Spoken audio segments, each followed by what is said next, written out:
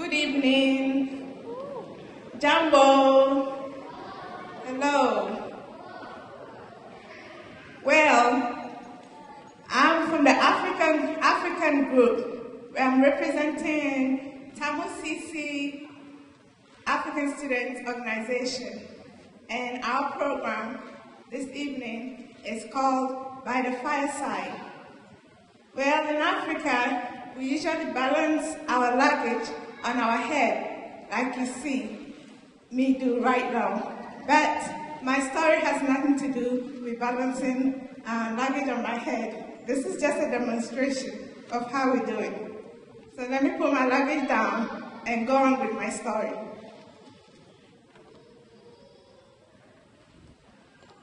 The title of my story is What is So Funny, Ketu. In Africa, near the mountains of the moon, there lived a man called Ketu. Ketu was a very, very happy man, and there lived laughter in his heart. And that's exactly what got him into trouble. One day, Ketu heard his dog barking at the back of his house. Woo, woo, woo, woo, woo, woo, woo, woo, woo. So Ketu went to the backyard to investigate what the problem was. When Ketu went to the backyard, he saw his dog bothering a tiny little snake, a harmless one, of course. So Ketu said, go away, dog. Stop bothering this harmless little snake.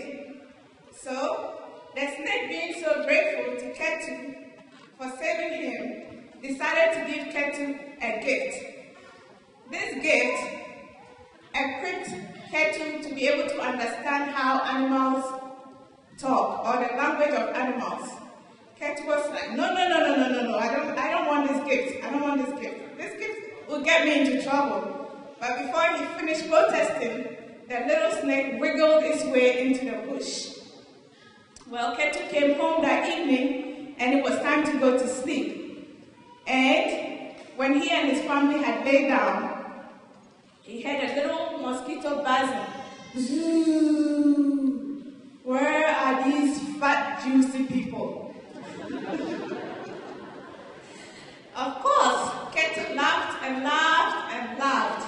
And that got him into trouble because his wife was very upset. His wife named Nyalute. Nyalute woke up. Ketu, what's wrong with you? Why are you laughing at me? Of course, she didn't understand why Ketu was laughing.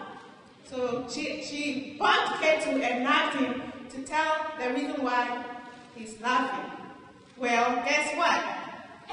Ketu could not tell Nyalute the reason he was laughing because the snake said if he told anyone that he had the ability to understand animal language, he was going to die. Shortly after, a rat came looking for a way to enter. How can I get into this place and get some of that woman's butter? Where is that butter? Where does she keep it? So, of course, Ketu had the rat thinking these thoughts, and he started laughing again. And again, it got him into trouble with his wife. His wife said, Ketu, you've been laughing at me for no reason. If you don't tell me why you're laughing, I'm going to go back to my parents' house because you're mocking me for no reason.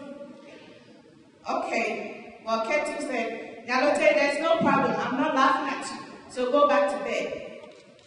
The next morning, when they woke up, Nyalute went to milk the cow that Ketu had tied at the back of the house.